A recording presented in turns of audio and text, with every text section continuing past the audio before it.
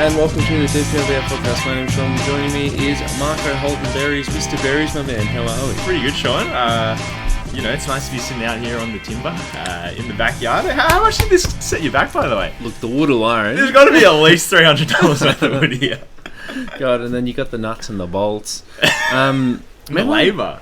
Oh, you poured your sweat and tears into oiling this down, is what I heard. Sanded then oiled down. Jeez. Yeah, but I went to work the next day and was like, oh yeah, I did my thing, bloody, did the table. Oh, what oil did you get? Like, did you get a dark one or a light one? I'm like, I just got the cheapest one. And then my two mates at work like, these guys boomers, like veterans in the life game. Yeah, they write about it all day as well. Yeah. And I'm like, just the cheapest one. They're like, oh, and I'm like, it came in a can, and they're like, no, that's great.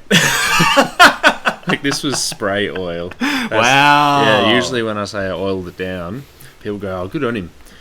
But then they hear. Yeah, well, now I'm having a look at it. And it could be oilier. Let's say that much. Yeah. Yeah, I was going to talk about the berries thing, but fuck it. Now, you've got a bloody nice story to tell. I got a couple of things to talk to you about, Sean. Not a nice story, just kind of a reason I was late for this podcast. My housemate, Ella, she's just gone to the US for a wedding, and to see the Lakers and the Knicks play at the Crypto.com Arena, which me and Lucas will talk about later this week. Yeah. But she drives like the world's oldest, shittest Toyota Corolla ever. Like, it was literally given to her. Like, a friend was just like, you just have it because it's going to go to the junkyard anyway. Usually cars you have to pay to take them. Exactly right. And it's got one of those deals where the window won't roll up or down unless you've been driving around for about 20 minutes. Yeah. And so she goes away and she's like, oh yeah, you use the car, while I'm gone. And I'm like, okay, more of a curse than a blessing, but sure. Have you got your own car? No. No, well, I share one with the misso, it's in her name, modern family and all that. And then I go to pick up an Indian takeout last night, and the window's like half down. I'm like, fuck, poor Ella. Like, she left on Sunday, but she would have left the car there on Saturday, and she obviously would have parked it window down, been like, well, I can't afford to drive around for 20 minutes. because I have to get on a plane to America. So I turn the ignition on, and the window just like automatically rolls all the way down. I'm like, oh, that's pretty weird. Usually it doesn't do that. And then I drive it to India, and I drive it back, and it's just, the window is now just fully broken. Like, it's just not going up at all. I'm like driving around the block. It's not, but usually it like kind of whines and goes up a little bit, just no movement. Pertinent to our discussion before, I go inside, I'm like, well, I'll deal with that later, and start watching a movie on the couch. Forget about it. Pours with rain last night. I go to work, completely forgotten that this has happened. It's been raining all day. I get home, I'm like, oh fuck, I've just left her car like completely exposed to the elements. So I spent the last 20 minutes before I came here trying to like jerry rig it. Yeah, I mean, you see it like... You see that Osmocote bag? Yeah. Yeah, you could put it under the thing, so when you shut it... That's exactly, I've got a couple of like garbage bags and kind of arranged them in a way that's going to provide rain cover. But yeah, sorry, Ella. And I don't want to tell her because I'm like, you're having this really nice time in America. I don't want to be like, by the way... You've got mold. Yeah, exactly right. Yeah. So are you going to tell her on Thursdays, bud? Maybe I should. Maybe that's the time to tell her live on air. Maybe, even though she's on holiday, she's going to do a bit of research before her pod with you and Lukey on Thursday, and she's going to listen to the pod just to get to get a feel for it. Well, Ella, if you're listening, I'm really sorry. And go Knicks. Do you have to get see-through tarp? Like, what's the... Well, it's obvious. It's going to be a deal where, like, I'm going to take it off if I ever do drive it. True. I'm not even... That's a stupid comment. And that's the other thing is, like, not to talk about all of her business on air, but she took it to the mechanic a week before she left and was like, look, I can't afford to give it a proper service now because I'm, going away and going to be spending a lot of money on this trip. Can you just get it up, like, do the bare minimum to get it roadworthy? And the guy was like, yeah, no worries. So obviously fixing the wiring in the driver's side window wasn't part of it. That doesn't rotate the fucking wheels. Yeah, exactly. I think that's one of those things that just costs like $1,000 to fix or something terrible. So, it might be worth just scrapping the whole thing. Is it worth the squeeze? How sad would you be if you're a car who's just driven your whole life and then all of a sudden you're like, look, my right window doesn't wind up, and then the owner's just like in the bin. My housemate of the program, Doc, had a similar situation where he went to his mate's graduation last Wednesday, Monday. Yeah, that sounds about Friday. right. One of them. Sounds believable. I think it's Friday, and yeah, he went there. And I'm like, oh, how'd it go? How's this? And he's like, yeah, good, but got pulled over because the car wasn't in rego. And I'm like, oh, fuck, it's because, you can get your quarterly rego or your 6 monthly or yearly. I'm like, oh, did you miss it by a bit? And he's like, nah, it wasn't by a bit. And then I'm like, oh. It's a big fine, I think, isn't it? It's quite big. More than the rego. Yeah, it's not like when you're trying to evade the Met Dogs on the way to the city on the 11 tram. You can do the maths there, and I was like, okay, I'm not losing demerit points as a tram driver here. Yeah. But yeah, it's fucking expensive, man. Yeah. Better walking. Yeah. Well, I found out actually very similarly the other day that I'd been driving around with an expired license for. How's your license expire? Well, it expires every 3 years. You need to renew it. Can you just use the same photo? Yeah. You don't have to do that, but it was just like I hadn't updated my address from like last time I moved, so they'd been sending the renewal letters to my old house, and then eventually I got a text being like, "Oh, your license is like over." Bro, do that first. Yeah. Text me first. A bit of hoo-ha over there. Yeah, a lot of hoo-ha. What's I don't know what that could be. Sounds like a toy, given the conversation before. But we'll keep going. We'll power through. Yeah, we'll power through. I think that's all the chit chat I had. Well, the final bit of chit chat is a bit of housekeeping, saying that Lucas Petridis has got an article on deep2.com about German basketball. Really, really good story. Yeah. Is Germany having a moment right now? I think that's what he's trying to tell us. Jesus. I think it's like an electronic car with a child on top. Oh my god. Surely they wait till Christmas for this. Yeah, well, usually, what's that guy called who gives you the presents on the day? Father Nicholas. Saint Nick. Well, let's hope he gets tired. It must be dinner time. Rebuilding the Bulls, that's what we're here to talk about today, and actually a lot of news. But if you've clicked on this podcast, you've seen the title, you've seen that we're talking about the Bulls. The Bulls, they're going to rebuild. Entering this season, a lot of us, like you and me, were saying, I hope they do rebuild, but it didn't look likely. It's like, okay, well, this team just prints money and they're more than happy just rolling through, just like aiming for the play-in. Now it is in their face. They have to rebuild. Lonzo Ball hasn't played basketball in maybe 2 years now. And would you believe they struggle to field the point guard, which... Apart from Kobe White, actually, who's been on a bit of a tear as soon as it has become the Kobe White show.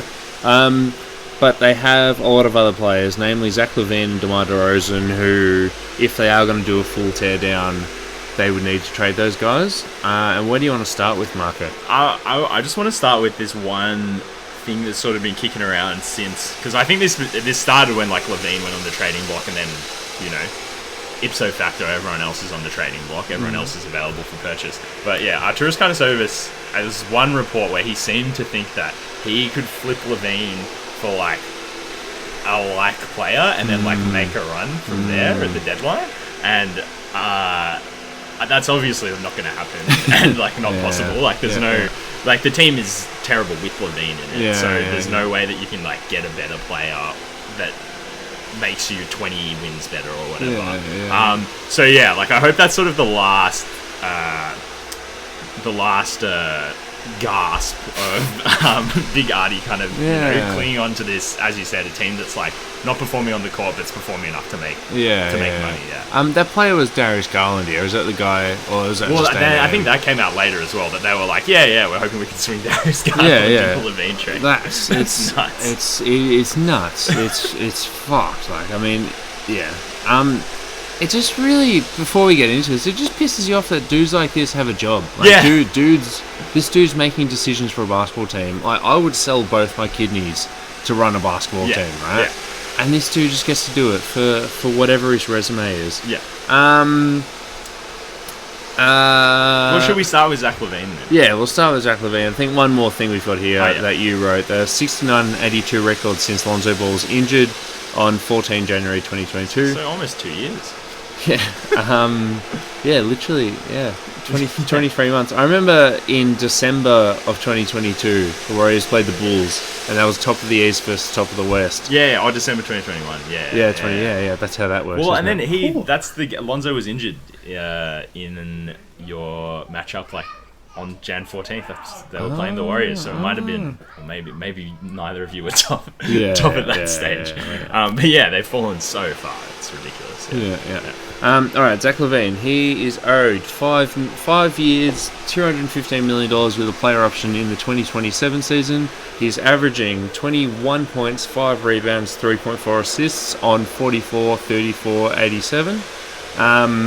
And you've written here the domino that'll set this all in motion, because if anyone else goes, Zach LaVine is there for 5 years. Like DeMar DeRozan's a free agent at the end of the year, who we'll talk about. Alex Caruso is a great role player, but just a role player.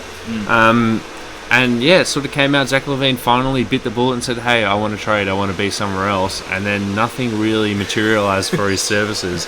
Doesn't help that he's out for a couple more weeks, maybe a couple of months. So it's like he underperformed to start the year after, I'm sure, another minor surgery. He underperformed to start the year, and then and now has asked for a trade while he's not going to be playing basketball for a couple of months. So this seems like a deadline thing, but links to the Lakers and the 76ers, and actually there was one other team, the Sacramento Kings, who said that they might be interested as well. Any of those teams jump off the page to you? Not really. I think the Lakers makes the most sense to me, as in I think they could do with sort of more offense in their starting lineup. But the problem that we're going to run into with all of these things is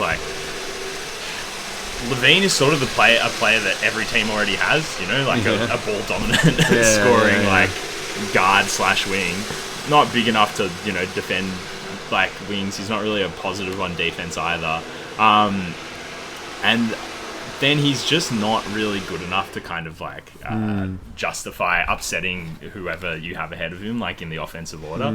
So for that reason, it's the 76ers, okay, you add him in there, but do you kind of then just minimize Maxi's touches or take away kind of those glue guys, your Meltons and your Batums and stuff like that? Are you taking them off the court to the detriment of your defense? Same with the Kings. You have De'Aaron Fox and Sabonis taking, you'd hope, 70% of the shots when they're on the floor. You have Malik Monk taking a whole lot as well. And it's worked to just surround them with much more one-dimensional 3-and-D guys, or just catch and shoot guys like Herter, Barnes, Keegan Murray. Are you then just kind of subtraction by addition if you bring him into that environment? I completely agree, and I've mentioned this on many a podcast, but the real test case I like to use is Pascal Siakam. He won a title where he was the third best option on his team. Is Zach LaVine a third best option that can win you a title? Maybe. His game doesn't really mold as well as Pascal Siakam's game has molded with other people in the past. But wherever he goes, it's sort of to become the second option. There's the Kings there. I guess, he would, that's completely wrong. If he goes to the Lakers, the Kings, or the 76ers, he is the third option. And I think that's why the Lakers fit the most. And look, I'm saying I like it the most, that doesn't mean I like it. Because it's LeBron obviously needs a lot of the ball, but AD's kind of excelled in much more that 2020 or New Orleans Pelicans mold of AD than that getting him lots of touches and taking fadeaway mid-ranges he'd love to do in the dark era of AD. And then LaVine does fit in as kind of a threat off ball, a threat if LeBron can get him set up and then can kind of I mean, I don't trust him to run the offense when LeBron's on the bench, but maybe he's a bit more functional at that. He'll shoot the ball, but and then the question is with the Lakers, and obviously it is worth mentioning there's a Rich Paul connection there, obviously. Rich Paul, clutch, LeBron James, etc. You know the drill. But is the trade D'Angelo Russell, Rui Hachimura, Hood Shafino, which is funny you've written him down there, but I completely forgot he existed, and a first round pick, or is it Austin Reeves Yeah. plus matching salary, and maybe like take away the first round pick. Yeah, I mean, look, if I'm Chicago, I'm looking for more than a first round pick, but I'm looking for a first round pick because like if you're doing a rebuild, you're not really going anywhere with 25-year-old Austin Reeves or 25-year-old Rui Hachimura, who not that they're bad players or like I guess at their ceiling yet, but like are they the guys of your future team, or are they just guys you kind of hope to flip further down the line? I would look at it from a flip point of view, and like Rui, I think you can flip him for like 2 seconds, right? So like, let's just ignore a backup forward, but like I wonder what Austin Reeves is. Like Austin Reeves this year has been a scorer off the bench. In the past, he's been like a 3-and-D guard without too much D, but like he's shown like a lot in terms of shooting the three off the dribble and off the catch. So like I wonder if like, let's say you want multiple first round picks for Zach LaVine, if you get that 2029 first round pick and Reeves, can he then turn Reeves into one more first round pick? Like, I mean, you'd hope so the way they're talking about it. Yeah, but then that's also like, look at Taylor Horton-Tucker. Like as soon as the Lakers shine has gone off him, it's like, holy fuck, like, I guess you got long arms like that. But then my one thing with that is there's almost the opposite thing with Austin Reeves, where they're like, all right, he's the one young player that, we're actually going to hold on to because he's good. Like, we're not going to throw him into whatever trade for a borderline superstar like they've done with everyone else in the past 3 years. Like, you would want to save it for like Donovan Mitchell if he becomes available. It's just like, fuck, can he just quickly become available or not? I saw this trade that, whenever we're talking about trade guys, I like to go on fanspo.com and just look at, honestly, profile pictures with people of Aaron Yeager transformed into a Titan. But just like look at the trending guys. Levine is a king. Bulls flip Barnes. But just to look at like what people are saying, right? So this is a 3-way trade with the Sacramento Kings and the Chicago Bulls and the Miami Heat, where the matching salary from the Kings is Harrison Barnes, Malik Monk, and Kessler Edwards. And the Kings give up 2 first-round picks here. One of them is top 10 protected. I think that's way too much. I agree with you. I think the Bulls are getting maybe 1 first-round pick, especially because they've lost all the leverage in this situation as well. But this would send Harrison Barnes to the Miami Heat, and the Bulls would get Duncan Robinson and a pick from the Heat. I don't know if the Heat, who have had aspirations of getting Damian Lillard and hopefully want to get even more, I don't know if they turn around and say, okay, well, one of our few picks that we have, we're going to turn that into fucking Harrison Barnes. But like, there's situations out there. How do you feel about maybe like the Memphis Grizzlies or? Yeah, again with the Grizzlies, it's like, well, what is he? Is he usurping Desmond Bane as the team secondary scorer? And then you're like, well, like Bane's just been like weirdly okay as their primary initiator. Well, I mean, they haven't been winning games, but like he's proven to be more of a playmaker than Levine has. Like in these 25 games, by the way. Ja's back. Is that tomorrow or the day after? Tomorrow, I think. Yeah. And wow. I'm gonna set my rosters. I'll do it while I'm talking. And and like again, do you want to? If you're the Grizzlies and you've been sitting on all these assets for all this time, ready to make the swing for the player who gets you to a championship, it's not Zach LaVine. He's just not that caliber. Like with this suggested Kings one, like, two picks is crazy, but also like Malik Monk was their 3rd best player in the playoffs last year. They've put a lot of faith in him, and he's become really integral to their system. So again, like, you're making an improvement, but juice and squeeze, like, do you know each other? Juice meets squeeze. That's really funny. All right, let's move on to DeMar DeRozan. He is owed $28.6 million this year, and he's a free agent at the end of the season. His numbers, I'll start off with the biggest number, 34 years old. 22.5, 3.6, and 5.2 on 44, 37, 82. I thought that was a really funny meme, this Hello Human Resources meme, where it's got Zach LaVine going around saying, hey, I'm averaging 21 points on 44, 34. And then DeMar DeRozan's gone, I'm averaging 22. Yeah. That is funny. Funny. Thanks, but man. although they're both getting human resources called on them, in reality, I think. Sorry, that game's already happened. I did actually just set my roster. Ja Morant against the Nop Pelicans. Maybe we'll talk about it at the end, just like Ja returning. Yeah. I don't really love DeMar DeRozan for any team receiving him. How do you feel? No, not at all. Like, I think he'll be much better to go.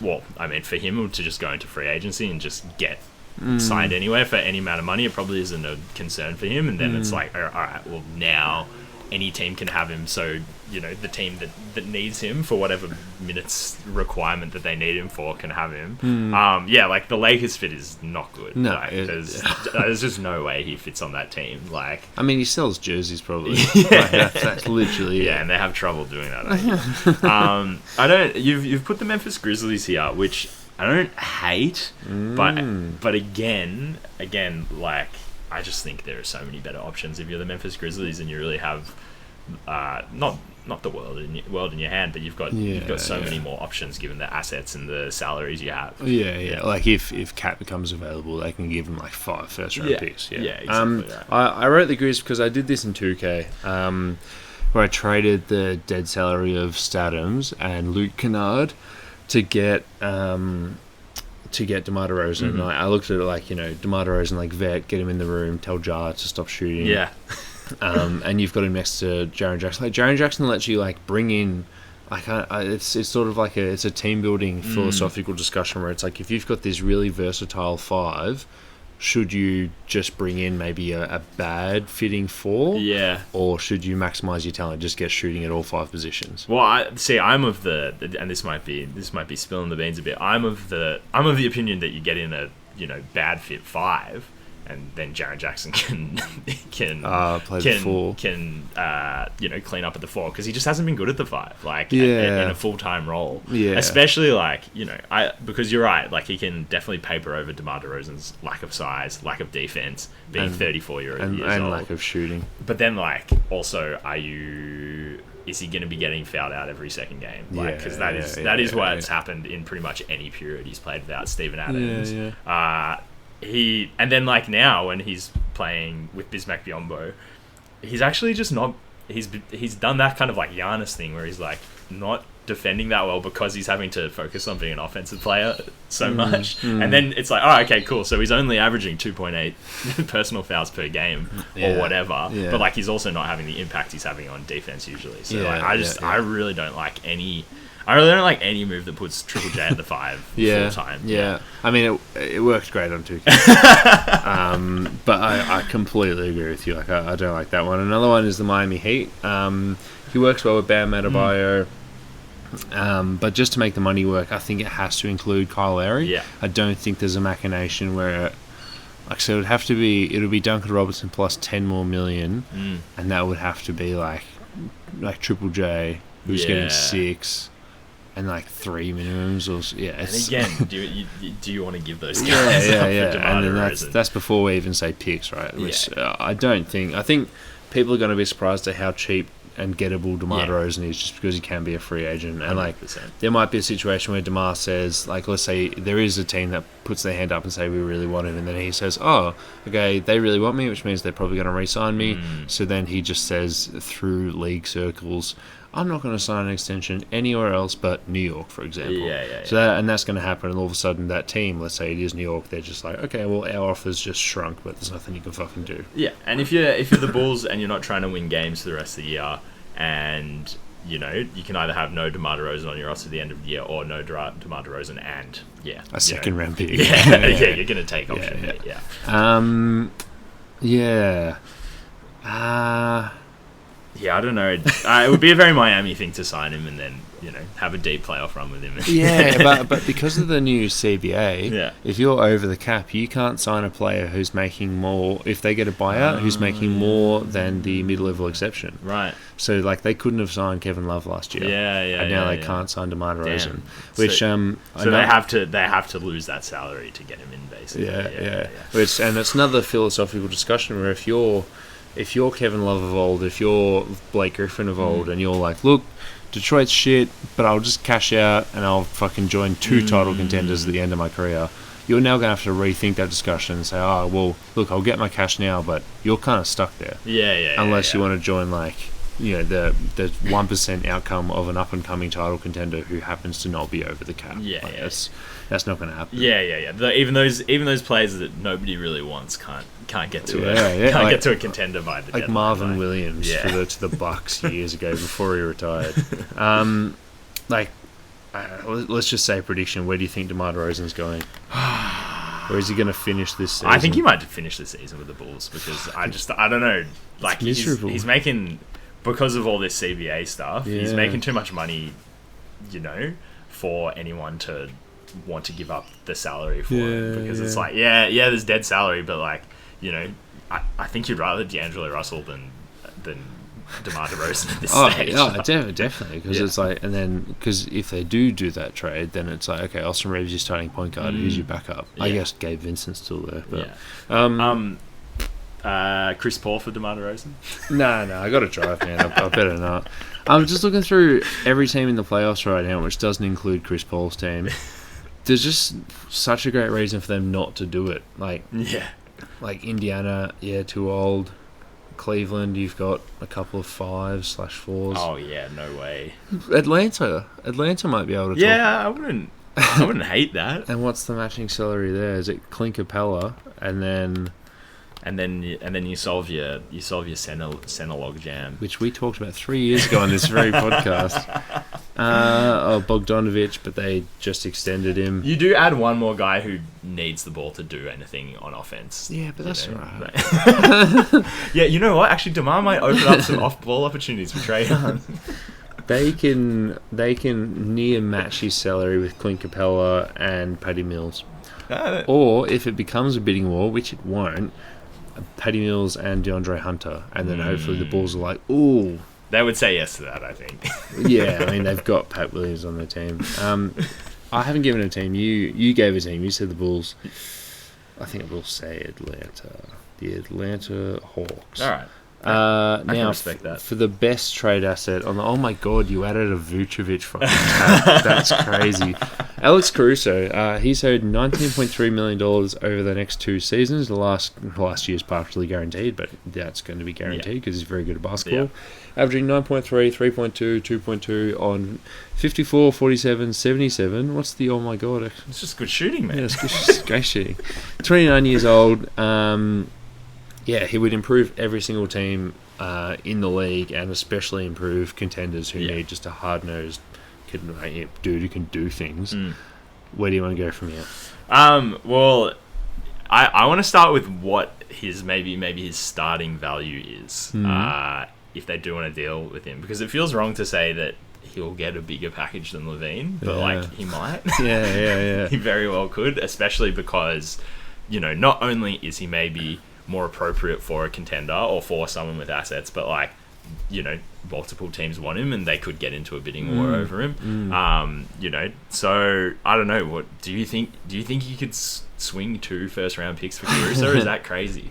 Yeah, two Boston first-round picks that are going to be in the late 20s. 2 28s. Yeah, but definitely, in terms of winning the press release, because I definitely think so. Because if Levine, I think the biggest trade package for Levine right now would be the Bulls. It would be the Knicks, and that might be RJ Barrett plus their 2 bullshit firsts that are Charlotte and Washington lottery protected, right? Yeah, because the 76ers one is, that would be their 2 of their unprotected or 2 of their own Clippers picks, which are just it's just not going to happen. Yeah. So, but I definitely think that Alex Caruso could get more actual value on the table, especially because if you're the Kings, for example, the Kings are okay, well, we need to move Malik Monk and Harrison Barnes or Kevin Hurd, like we need to dismantle part of this core to get this dude. Like maybe we'll give you one first round pick, but if you're the Kings and you're like, okay, Alex Caruso, we can give you Davion Mitchell and then maybe a first on top of that. Like, do you treat him as first round value? And if they really want him, they could give two first on top of that. And like all of a sudden, very little. You keep your core fully intact. Yeah, it's such a crazy contract. I can't believe that's all he's getting paid. There was a Jake Fisher report last month that the Bulls were looking for a Drew Holiday size package, which like it sounds crazy because like I think Drew Holiday is an entire tier above Alex Caruso in terms of also being a really capable offensive player and a better defender, maybe marginally. But these are the sort of players that get these packages now, especially towards the deadline. People are sort of cluing onto it now, but also it's sort of like the league. The league was overpaying both in terms of money and assets for 3-and-D wings just a couple of years ago, and now it's like, are we getting into a thing where are we getting into a economy where people are overpaying for like 3-and-D guards or just like championship caliber guards? Or is it also because of the new CBA? Are we getting people overpay for guys who got locked into contracts on the old CBA? Yeah. Or it's just like I think it might just be an old CBA thing where like there might be a couple of guys who are on really good contracts who might become available and they might be like the juiciest assets in the whole entire world right now because they're just getting paid so much less than the rest of the league.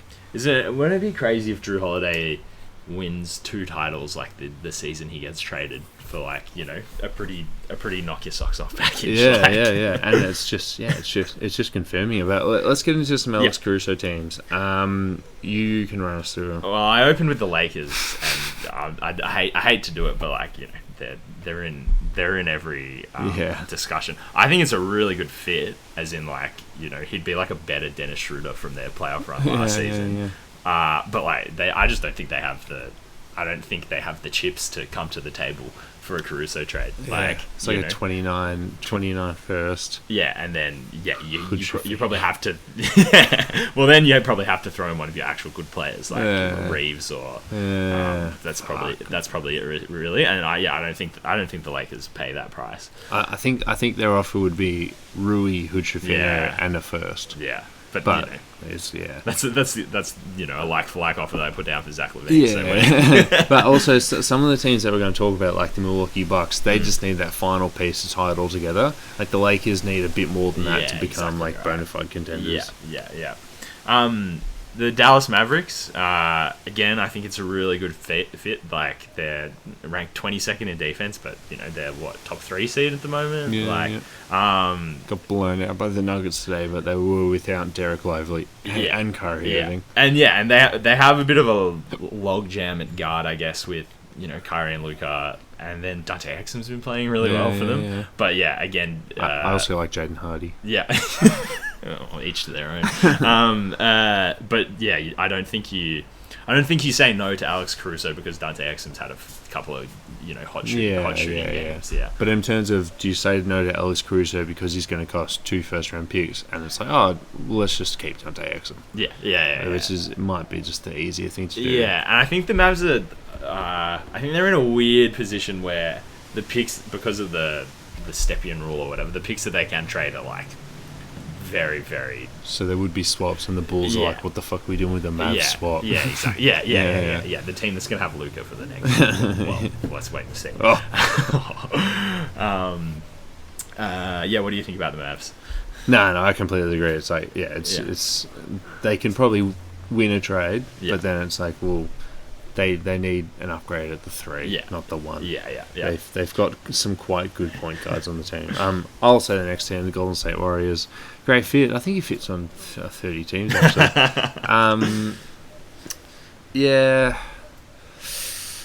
We've got pods. It's a bit like Dante Exum, where it's like, oh, do you want to like give up? Do you want to overpay for this really good backup guard? But it's like the Warriors, like, we've got Podziemski, who's like, he's quite good right now, and we've got Chris Paul, and when Chris Paul retires / gets traded, we've got a dude who sort of does it, and we've got him under team control for 8 years. I would more say that you're more in the Lakers position where it's like, well, you're actually not good in a whole bunch of other positions. Alex Caruso isn't going to fit. Yeah, You know, like you've struggled to find anyone to score more than 20 points a game apart from Steph Curry. Well, and Clay last 3 games. And did Pods? He was the first player to score more than 20 on the season. But then Dario did it twice after. Yeah. You had this run where all your second guys are just scoring 20 plus points. We need to get good basketball. We don't need to fucking address a hole at backup guard. Yeah. The Milwaukee Bucks, I wrote desperately, but I don't think they're desperate. But like a point of attack defender would really just complete the pie and maybe make them, title favorites. At the moment, Malik Beasley. At the moment it's like, all right, you're playing Boston Celtics in the Eastern Conference Finals, and Malik Beasley's guarding Jaylen Brown, and it's okay, like, if you can figure out how to dribble just for a few possessions, then you're in trouble. But I will say this year, it does look like you can dribble. Versus if Alex Caruso is guarding the second best player on that team and retain him for some possessions, or whoever really. I think maybe apart from Kristaps Porzingis, he does pretty well on any other player on the Boston Celtics. You're in a much surer position, and you don't have to rely on Giannis and Dame having 35 each or whatever. I just don't know. He hasn't worked money-wise. He's getting paid how much? 9? He's getting paid 9. Okay. Yeah. Pat Cotton On's getting paid 9.5 for the next 3 years. Jesus. But then, they don't have any. They don't have any picks. They don't have any. I don't think they have. I think they might have one. But then, if they have one, then it's like, okay, we'll give you Marjon Beauchamp as well. Nah, you don't want that. What about Andre Jackson? They don't have any picks. Yeah. They don't have any seconds. They've got the rights to Ty Washington. And Lindell Wigginton. Lindell Wigginton, who, if he had played a minute this year, would probably be shooting better than Andrew Wiggins. Wow, you know what? I thought they had at least one of their future firsts, but I thought they might have as well. No, but they got swaps with the Pels in Portland, and then every other pick is with the Pels or Portland. Yeah, God, that's well, they better do something this year. Were there major trades with those two teams? And then speaking of Lindell Wigginton's former team, the OKC Thunder. I don't know why you've written this here. I just thought, why the fuck not? Yeah. Like, we're saying that the salary is not an issue here, right? Like, you can just inhale that fucking money. Yeah, exactly right. And also draft assets aren't the issue for the Thunder. If you're looking at the West and you're like, okay, well, the Nuggets are a bit shaky, Suns, Clippers can kind of ride off, Mavs, maybe we feel good against them. Like, why not just get like a really, really good defensive backup who kind of comes out, runs the floor with your bench shooters for when Shea sits. Like, that would just be hell. Yeah. I'd like to take a look at what Cason Wallace is doing. I think he's been very good as a rookie, but I wonder how close. And there's no way to ever measure this, but in terms of the assets you'll have to give up to get Alex Caruso, how much worse off are you there just with Cason Wallace? Yeah, but could you have them both? Yeah, no, you definitely could, but then it's like, okay, well, we're giving this Wallace dude no playoff minutes. And there's something to that. I saw this video on YouTube the other day that was like, can you win in the NBA while coming from the bottom? Where it's like, does tanking work? Does the process work? And do the Detroit Pistons grow an all-star out of this team right now? Like, the answer was it's just all fucking random. Who knows? But it is a little bit like, the Boston Celtics built really good habits to their players because both the Jays and Marcus Smart were in the playoffs at a young age and stuff. And I just think all these young players that the Thunder have are just going to look a lot better after they played the play-in last year, but then this year they're going to play the playoffs, and then they're going to head into next year, and every single one of the young dudes will have a playoff run under their belt, something Greg Monroe didn't do for 10 years. And maybe that there's more value there than there is just pushing your chips in for someone who's not a superstar. For sure, I do agree with that. Lucas Petridis's mantra is always just like, just go for it the second that you can. And like, if you're the Thunder and you're sitting where you are, you know, you've this season alone, like, knocked off or contested like pretty much every, you know, contender in the West. Yeah. But yeah, I think you're absolutely right. Like, they've been long-sighted for the last 3 years. There's no reason they're going to kind of stop now when they're finally starting to get good. Like, because you're right. Like, yeah, if, you know, Castle Wallace could go to the playoffs 6 times in the next 6 years, you know, playing 15 minutes a night or whatever, versus not touching the floor in his rookie season. Like, Also, just something to like talk to your parents about. Like, just a nice little story. Any other teams? Apart from all 25 of them. No, honestly, the Atlanta Hawks. Honestly, you would. The New Orleans Pelicans. Oh man, God! Imagine those fellas coming off the bench. Would you trade Caruso for CJ McCollum? Yeah. In a fucking heartbeat, mate. That'd be so good. That'd be so good. Especially if he's shooting 47% from 3. Yeah. God. Alex Caruso, wife.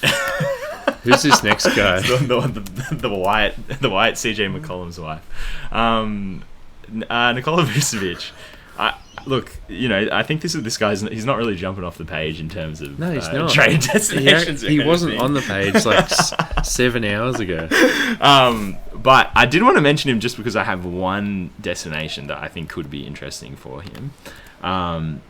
So he just signed a 3 for $60 extension this most recent off-season, which means he can't be traded until December 28th. It's like, it's too much money, but also like, it's $8 million less than DeMar DeRozan is getting paid, and he probably has as much value to a contending team as DeMar does. Yeah, okay, that's a good way to word it. He's 33. I think he might be having the worst season of his career as well. 16 points, 10 rebounds, 3.5 assists, 45, 27, 86 shooting, which is definitely the best shooting of his career.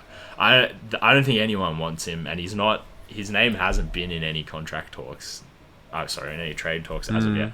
But I do think we have spoken about the Memphis Grizzlies a few times already, and I actually think he's not the worst. I don't think he's the worst fit next to Triple J, because as we've discussed, Jaren Jackson can cover up his defensive lackings. He's like a big 7-footer who can, you know, stay in the paint. Like, he's not actually a terrible defender in drop coverage. Like, you know, okay, he's the league average guy. Like he might be like 5% better than Jonas Valanciunas at protecting the rim or something like that. You know, it's a tough battle between 40 and 35. Then like, I don't think it's a long-term solution for the Grizzlies. Like, obviously getting in a 33-year-old European center who's just getting worse and worse isn't what you do to win a championship. But like, if you're not just going to write this season off and you want to like salvage something when Ja comes back, like, I think you do need to sign someone better than Bismack Biyombo. And like, you might be able to just trade him for Steven Adams and like filler, like, you know, and throw a second in there or something. Like, the Bulls might be pretty keen to, you know, turn those 3 years into 2. I get that. Sorry, I just had a look. So I just sent to the group chat Alex Caruso wife, but it's actually not. I get it, and it's sort of like all the things I said, all my arguments for DeMar DeRozan, but just imagine they're big and they stop Jaren Jackson from getting fouls. Yeah. Like, I still fucking hate it. Yeah. And it's like, I don't even know if I'd prefer them just to trade back for JV. I just didn't really like that. It's like, because you don't need offense out of the center position. You just need someone to finish lobs and just stand up and make sure Triple J doesn't get in trouble. Yeah.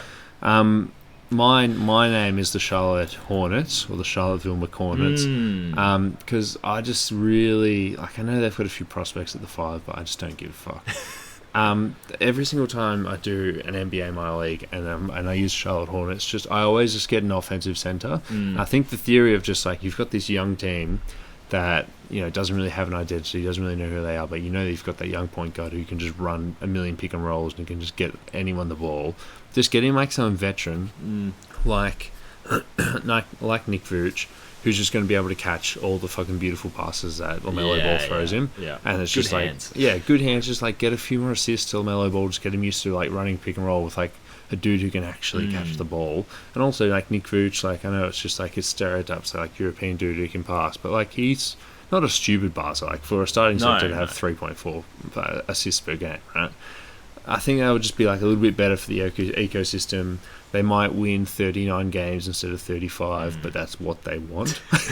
So it's like I'm not worried about long-term prospects there. Yeah. Well, yeah, like you're condemning yourself to the 8 seed for the next 5 years. Like you're becoming the Orlando Magic, essentially. What's with that? Yeah, look, I don't hate that either, but also, I think... God, like I think if you're the Charlotte Hornets and you're going to trade for someone who's making $20 million a year, like it's got to make you a lot better than Nick Vooch is going to make you. Like, God, like what's their timeline if that's the move they make as well? It's like, all right, we've got 3 more years of LaMelo Ball just learning how to be a point guard. Like, meanwhile, Anthony Edwards has probably won his first championship by then, or been top 3 in MVP voting or something like that. Like, and Big Jim's tearing it up for Barcelona. Man, I didn't even realize. I didn't realize Kendrick Nunn was literally in the EuroLeague this year, like playing for Panathinaikos or something like that. God, hey, good on him. Don't know why that came to mind. But I don't think anyone wants Vooch. Yeah, no, I completely agree. I just want the Hornets, like, because it's like, man, you really want the 8 seed.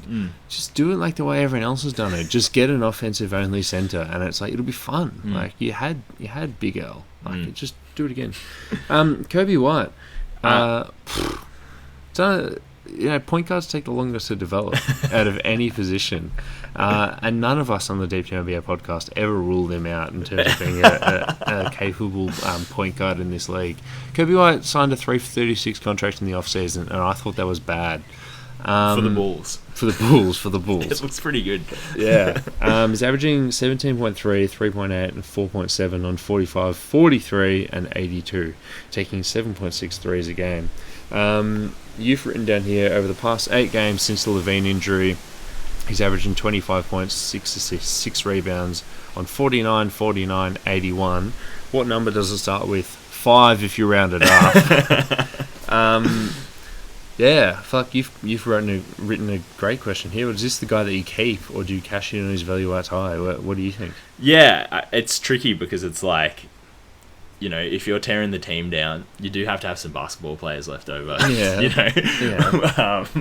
At the end of the day, and like, if a very small sample size, but like while he's been the starting point guard, the first option, not had Levine there taking up his touches, like he's been like a guy who you would want.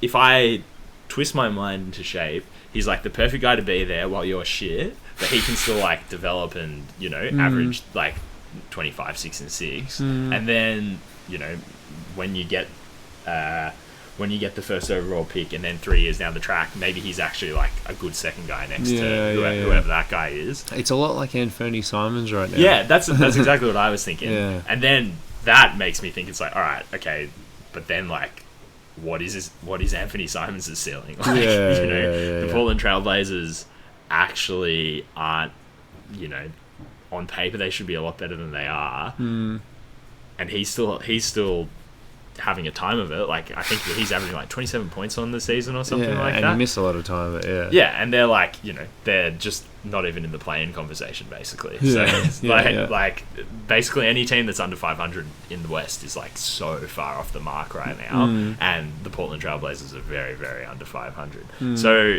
is that who Kobe White is? Like, does he seem like he'll be a good player once you're good, or is he just a good player when you're bad? Yeah. And, it's an 8-game sample size. Yeah, and they won a couple of games in those 8 games. Like, they won, like, nothing with Levine and DeRozan. And they're winning a couple of games with Kobe White and just dudes being, like... Just guys who, like, are just trying their hardest on defense out there. And Nick Vooch.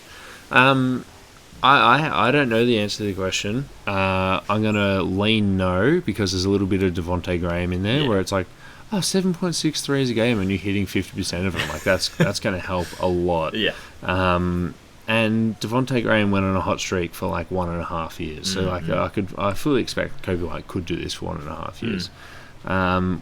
Yeah, well, I mean, what are you leaning? Yeah, nah, yeah, I'm leaning that like he's not the answer, but also like don't sell him now because like his value can probably go up from here as well. Like a full year of dog shit. Yeah. Or even between Feb 8th and the end of the regular season, like if you've got Levine and DeRozan off the team, and then he's taken all of the shots and he's still doing this. Even if you're losing every game, then teams like, oh, okay, well, this is legit. Like, maybe we want to pay something for him. Man, over that stretch, though, so they've won 5 and lost 3. One of those wins came against the Milwaukee Bucks. Their losses were an OT win, an OT loss to the Bucks, a 2-point loss to the Heat, and then a loss to the Nuggets. That's pretty good. You've actually been like consistently good team since Levine went down. Yeah. Which, we spoke about it at length before, but that doesn't do wonders for his value. No, not at all. Like, the only thing I'm thinking that does wonders for Levine's his value right now is that when they were about to make the playoffs after the Vooch trade, he got COVID and they went down and he was in the hotel like, damn, I really want to be like out there playing right now. And that was the first time I thought like, oh, maybe this dude's like really like fucking into it. Since then, nothing's happened. Yeah. Any other dudes you want to talk about when the Bulls? Nah, not really. 2 second-round picks for Andre Drummond. I think it could happen. Yeah. What about Ayu Dosunmu, the new Snell? Yeah. Well, what did he had a Snell line and then he had like 30 the next night or something. 30 points or a 30 Snell? No, I think he had 30 points. Oh, fuck. I think he had a Tale of Two Cities sort of thing. But yeah, I mean, he's not very good, so I'm happy not to talk about it. I thought he was quite a good pick, and he still is a good pick, like in the second round to get just a dude. 100%. Well, he was like 38th or something. Something stupid. But yeah, he's just a backup guard, which is fine. Like, the backup guards are good to have when you're a title contender, but when you're trying to rebuild, may as well do what's best for him and get him to a winning situation so he can have fun. Yeah, exactly. Man, he had a full Snell, 1 personal foul.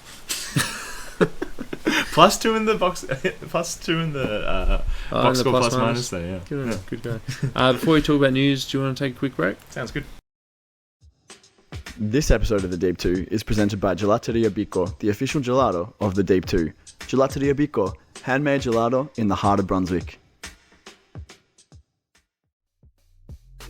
The Jeff Van Gundy Tribute Show is your fortnightly dose of the lighter side of basketball, hosted by me, Marco. And me, Lucas. We take a more laid-back approach, talking about the NBA, the WNBA, FIBA basketball, culture, whatever tickles our fancy or grinds our gears. The show is filled with great guests, classic gags, and a healthy dose of tangents in honour of the great man himself. The Jeff Van Gundy Tribute Show, fortnightly on the Deep 2 Podcast Network. Loves just talking about the league, certain things like that. And we are back. Marco's thrown to me. Here I'm on camera. News of the week. We should get a jingle. We could get old Shame Dog to record us a little like. What are you thinking? Thinking like, you want to throw because he does cool stuff, right? Yeah. But he can do whatever. But no. I'm saying still be cool. But just like, we'll just try and find like the cringest jingle ever. This is all off the dome, by the way. Get the cringest jingle ever, but then make it like kind of cool. Right, okay. So it's like we're clearly poking fun at ourselves for doing a news segment. Yeah. But like remix it, flip it and reverse it. Yeah. Do you like sound of that? Sure. If it's straight off the dome, I can't really complain. Yeah, we'll have a big think over the Christmas break. Draymond Green over the Christmas break will be continuing his counselling that he begun today. Yeah. Draymond Green's going to remain suspended for at least 3 weeks, according to Shams Charania of The Athletic. This is consulting following the incident in which he was antagonised by a third consecutive European centre. Something's got to be done about these guys, and I'm with Draymond taking them down. I stand with him. Yeah, like I don't really want to talk too much about it. It's already been talked about. Do you have any comments? Just that every time we do a pod together, there's some drama brewing in the Warriors camp. I think it was the Scott Foster, Chris Paul situation last time. And then before that, I don't know what it was, but I'm sure there was something. Yeah. Also, if you follow us on Instagram, which you should, by the way, at the Deep 2. Whoa.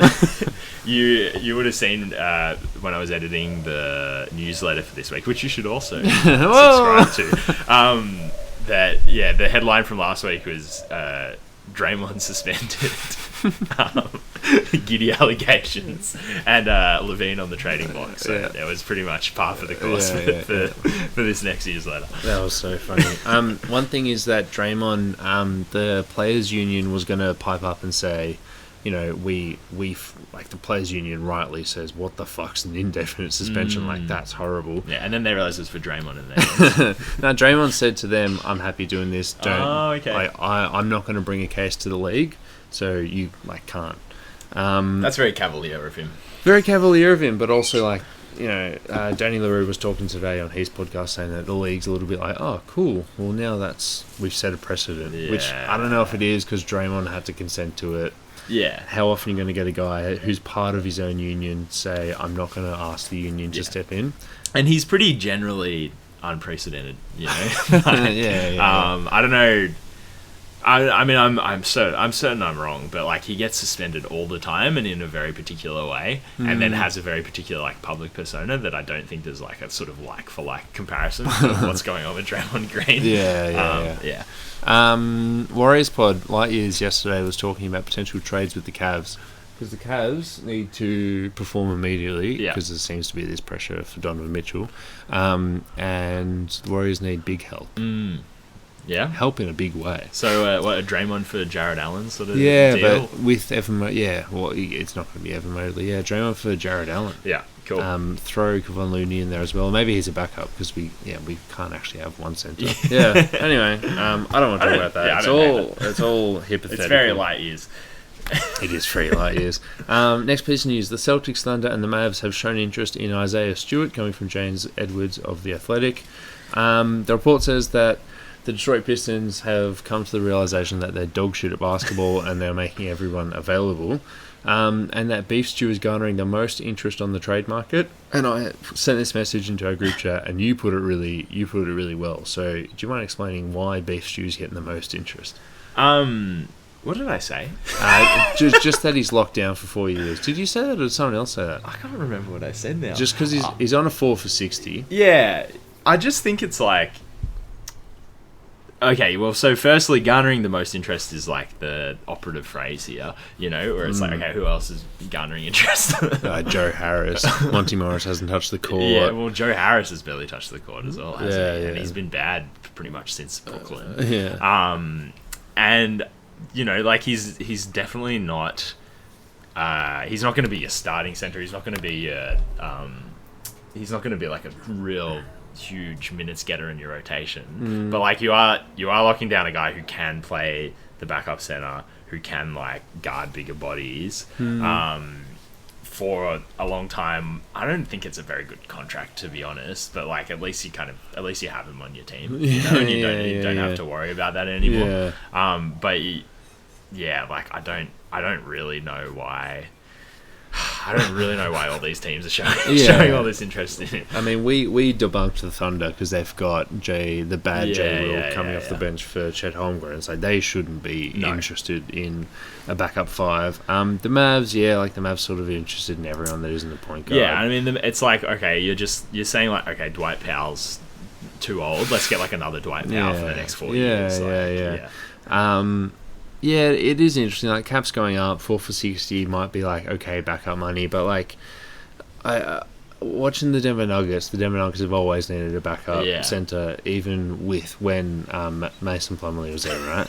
And it's like, okay, this team really needs a backup center, and they've made heaps of like second round big moves, whether that's DeAndre Jordan or JaVale McGee or Thomas Bryant down the end of last year, DeMarcus Cousins.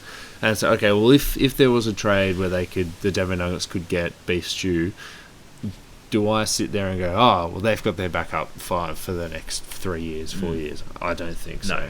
No. And also on a team like the Denver Nuggets, who are like pretty recalcitrant to go into the, to go past the cap, like having a guy on 15 mil is going to start mattering pretty quickly. Oh, and as soon as they don't win a title, the Cronky's going to be like, oh, we need to get rid of someone. Who's that shit guy making 15 mil a year? Recalcitrant, incredible fucking word, bro. Also, interesting little bit of cap nerdery. He falls under the poison pill provision. I love this. I love the poison pill provision. The PPP. But usually it would just fucking render someone untradeable, right? It's like you're trading for Michael Porter Jr. He's getting 7 mil, but he's gonna count as like 19 mil because he had just signed his extension. But because it's only a 4 for 60, which is a non-max rookie extension, this was the first off-season which teams were allowed to do that, we're starting to see these new sort of formations of the poison pill provision where Beef Stew's salary of $5.3 million this year only counts as 13.1 with the PPP, which is much more, it's an easier pill to swallow.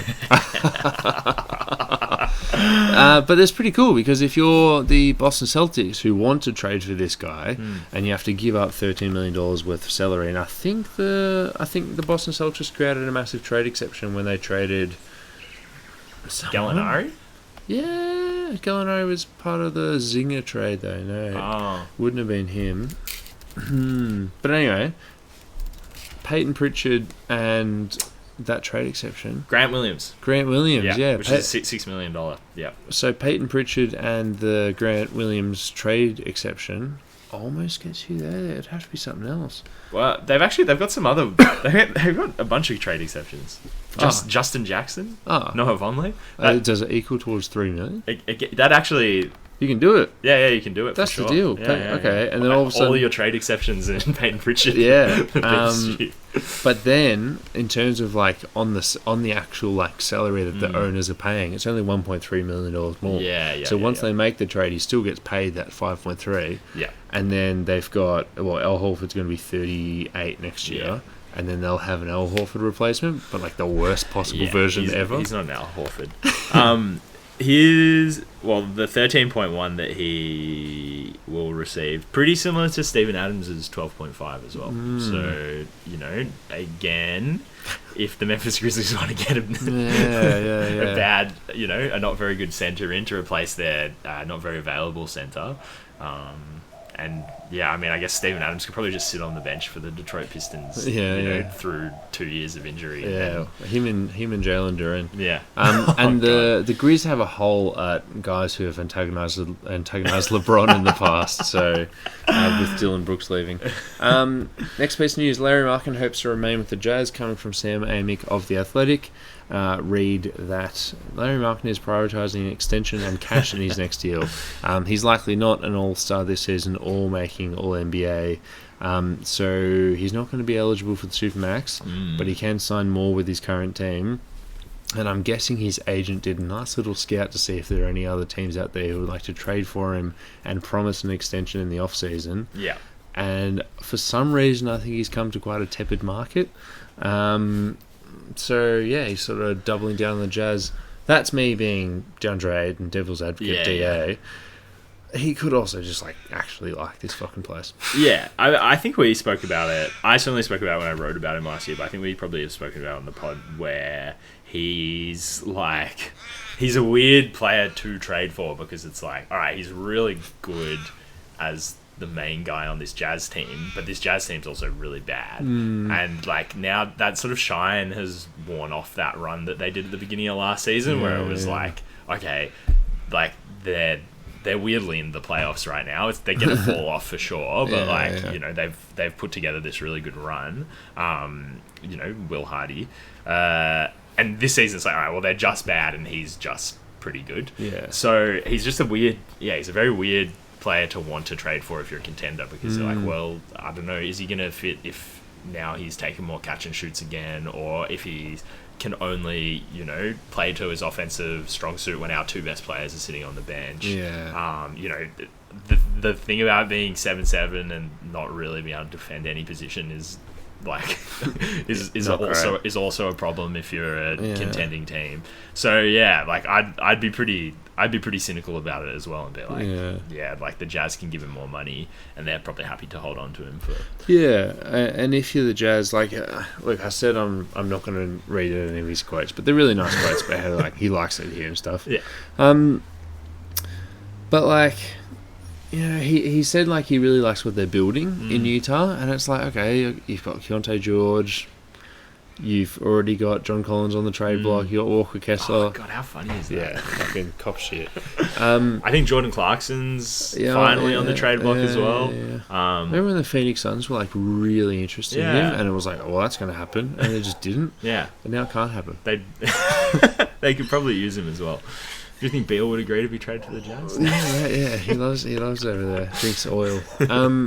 Yeah, it's just like, you know, Larry's been drinking the Kool-Aid, and like maybe Will Hardy's been mixing it up, but like, you know, the Jazz might be just stuck in like a middle ground. But, and you know, there's obviously the thing that like Dante likes to talk about, where it's like, look, they've got Danny Ainge, and Danny Ainge is happy just like treading water, getting a 10th pick, and then like eventually flipping it for Real and KG. And it's like, I can't see that happening, but maybe it happens. Yeah, it feels so far away right now. Especially with this team where, like, I think the identity really shifts, like, you know, when, such and so-and-so's injured, or, like, Mike Conley gets traded, or John Collins comes in, Keontae George turns out to be pretty good. Like, they haven't really, apart from Lowry kind of being, you know, a good linchpin of their offense, working well next to Walker Kessler. And then Walker Kessler's coming off the bench this season as well. Like, you see, this is what I mean. I was like, you've got this really good like 4-5 lined up, and then like they open the season with Azubuike starting at the 5. Yeah, just a bit of an uneven vibe there so far, which doesn't make you think that they're gonna be ready to swing for the fences. Yeah, sorry, I'm just trying to find out who has been starting. John Collins started 22 or 22. Jesus. Omer Yurtseven haven't started 6. Kelly Olynyk started 5. So they haven't even really... Azubuike plays for the Phoenix Not Azubuike. Suns. I think I was thinking of Yurtseven. Yeah. Go fucking figure. Bro, you can't fucking fuck up like that. Mavs, Grizzlies, Heat. They're 3 teams that I put down who would be nice to have Larry Markkinen on their team, but I think, it's up to the Jazz to trade him. If he doesn't want to be traded, Danny Ainge is happy to keeping him. Yeah, everyone put away your Larry Markkinen trades. Final piece of news for the week, is it? Question mark? Yeah. Maybe second final. Second final, because Terrence Ross retired again. The Detroit Pistons could target OG Anunoby and Tobias Harris in a trade, also coming in that James Edwards report. Why? Yeah, if you're who's the owner, Arn Tellem or something. If you're the Pistons owner and Troy Weaver's come to you and said, hey, I know we've just lost 23 games in a row. Tom Gores, yeah. But hey, if we just trade for a really good wing, like if we trade for OG Anunoby, like the prototypical good wing, we'll fucking be there. Like we're right where we want to be. It's like, yeah, but I reckon most teams would be right where they want to be if they could add OG Anunoby, and you're going to give up assets to do that. It's bizarre. Just so bizarre. And the Tobias Harris ones, at least OG Anunoby's a good player. I mean, Toby. What's that evergreen quote about Toby? Like, you know, if he's the 4th option, he's going to get you 16 and 6. If he's the 1st option, he's going to get you 16 and 6 or whatever. Like, he's been good this season because he's been the 4th best player on the floor for the 76ers. But like, what the fuck is he going to do in Detroit? Like, how is he going to fit with any of those players? / get them winning any games? And if Toby's like actually gettable, like OG Anunoby's like obviously untouchable for some reason, but Toby is like, if the Sixers do make a big trade, it's going to have a big salary, which is Tobias Harris, and then like Tobias Harris is just going to be floating around in the trade market, and you can get him for hopefully 0 assets. But if they do trade something for him, and like what you've already got, you know, Bojan Bogdanovic there to be like the vet, and you know, get Kate a guy who he can pass to and hit threes or whatever, and you're still 2-22 or whatever. So what's the point of bringing like another guy kind of in that mold? Because he's not, you know, Tobias Harris isn't a good basketball player. He's maybe a Bojan Bogdanovic level, veteran presence slash better than the guy you have playing the 3 right now. Yeah. All right, final piece of news. Ja Morant is back. How do you feel? I feel scared because he's playing the New Orleans Pelicans. It's like what they're in such a hole. Like, what's their record at the moment? And they lost today. They did lose today, yeah. They're 6-20. It's crazy. Is that 6-20 or 6-20 after the loss today? No, but it must be. They must be 6-19 because. Okay, they're 6-19. Because 25 games. 25 games. Okay, they're 6-19. Yeah, it's just like pretty unprecedented. Like, he should be fit. He should. You know how some guys, some guys will come back and it's like, is he game fit? Yeah. Does he need to go for a run? Like, he should be. He's had 25 games to ramp up to this Yeah, moment. he's been suspended, not injured. Like Yeah. Tyler Hero came back today and had like 27 points on good shooting or something, and he was actually injured. Ja Morant should be Better. roaring, ready to go. Yeah. And I think there is a bit of like finding your game rhythm, and probably like, I mean, this roster's weirdly been shaken up a lot more than sort of expected to be. Yeah. But like, also, yeah, I mean, do you think he immediately obviously improves them? But like, do you think it's enough? Like, Nah, it's such a big hole. Yeah. Like, they have to like be gunning for the play-in, or is it gap year? Do you want to like tank and draft James Wiseman? And that's what, and that's what I mean. Is it like, as well as obviously he makes them better, but they have to dig themselves out of this hole. But like, they're so bad at the moment. Their problems are beyond not having your all-star, all-NBA point guard. They're like not good on defense. They're missing like kind of like those connective pieces on offense. Like, Jaren Jackson Jr. has kind of been like rendered a bad player by not having Steven Adams or Ja Morant on the floor. And like, you actually looked better with Dylan Brooks than you look with Marcus Smart. Yeah. And Marcus Smart is still out for a couple more games. Derrick Rose did his hamstring, so he's out for 2 weeks now. So it's like Justin Gilliard, who's so much smaller than it says on Basketball Reference. I don't care if it says he's 5'9". Like, he's a little human. Those games when they had like Derrick Rose, him, Zaire Williams, Bismack Biyombo, and Jaren Jackson Jr. starting, I was like, what happened to this team, man? First dude off the bench, Vince Williams Sr. Bro, who's his son? Wait, it says Vince Williams Jr. Oh my god, they're both on the team. No, I got that one wrong. Is he good? Is he like maybe a find? Who's that? 39% from 3. Vince Williams Jr. Vince Williams. Fuck. How the You mighty. wouldn't convince me about it. Okay. Well, I mean, shooting 39% from 3. If there's one good thing to come out of this, like, maybe they can find a rotation player. Also, because But no one's broken out either. Like, none of these guys have like impressed. Because Ja was out, they had an open roster spot because they put him on the IL plus. And they signed Bismack Biyombo. Yeah. But now they have to cut someone. So to bring Ja back in, They cut Kenny Lofton. Didn't they? big body Kenny. Fuck. That's pretty brutal. They were really invested in him. Him and Jake Laredo, who now wears goggles. Yeah. And big body Roddy. Shit. As opposed to D'Anthony Melton and whatever. Yeah. Well, maybe that's a good indicator that they're going to stop thinking they can just find like, quality rotation players every single year in the draft. Because actually, I think their last 4 draft picks, like, none of them have actually been good. But, Cop that, you dickhead. Turns out the draft is a crapshoot. Unless you're going for Trey Murphy.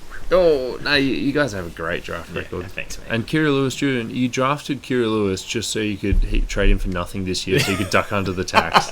Like, I think it's like you're $100,000 off his salary. Is that right? Yeah, it's something like, God, genius. It's so close to his salary that you're going to go under the tax by trading him. I think I said this the other day in the chat, but he's actually the worst player in that 2020 draft. Like, he tore his ACL, but yeah, but like, there's some bad players in that draft. big Jim, yeah. Like Pokashevsky, like Leandro Bolmaro. Okay, maybe not the worst. You've heard my words on Leandro Bolmaro. All right, Mike, a good pod. I'll speak to you before Christmas, but I'll speak to you on the airwaves after Christmas. Maybe we should do a 4-man weave plus Marco. Oh, that'd be beautiful. Just One to see in the new year. Just after Christmas. Or even between the two. Yeah. I think we'll jump in on like the work schedules, maybe like after the 8th. The Deep 2 Podcast Network will return. You guys have a JVG pod coming out in a couple of days. There'll be a JVG later this week. I think it'll be a bit of a smorgasbord of holiday delights. But then, I guess we'll be taking a little break from the airwaves, the written words and things like that. So have a safe and happy holiday. Oh, yourself. Let's get a shake hands on the pod, mate.